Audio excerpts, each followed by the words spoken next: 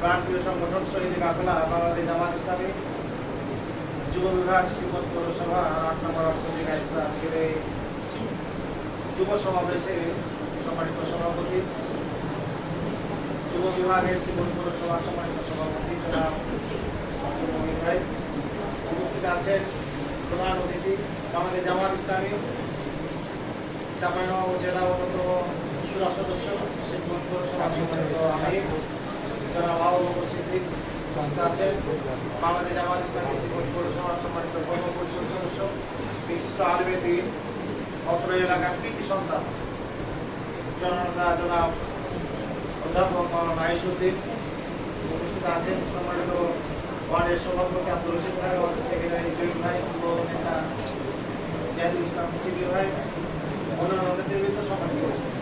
আমরা আল্লাহ দরবারে শুকরিয়া আদায় করছি, রাসূলের প্রতি দরুদ পেশ করছি সাল্লাল্লাহু আলাইহি ওয়াসাল্লাম, শহীদদের আত্মার মাগফিরাত কামনা করছি আল্লাহ।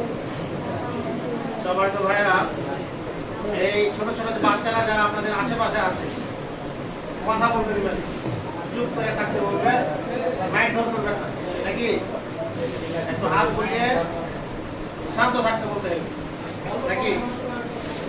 আমি কয়েক মিনিট কথা বলবো, আপনারা একটু শান্তভাবে শুনেন, এরপরে আমাদের সম্মানিত প্রধান অতিথি কথা বলবেন, তারপরে আমাদের রাত্রের খাবার আমরা গ্রহণ করবো, নাকি? সম্মানিত ভাইয়েরা, আপনারা ইতিমধ্যেই পেপার, পত্রিকা, মোবাইল, ইন্টারনেট বিভিন্ন ভাবে আপনারা দেখেছেন যে গত মাসে যে নির্বাচনটা হলো ডাকসুতে, ডাকসুর নাম শুনে নিয়ে কেউ আছেন নাকি? সবাই শুনেছেন ডাকসুর নাম? সবাই শুনেছেন ডাকসুর নাম? সেই ডাকসু নির্বাচনে জামাত ইসলামী ছাত্র সংগঠন ইসলামী ছাত্র শিবিরের বিশাল একটা জয় হয়েছে না?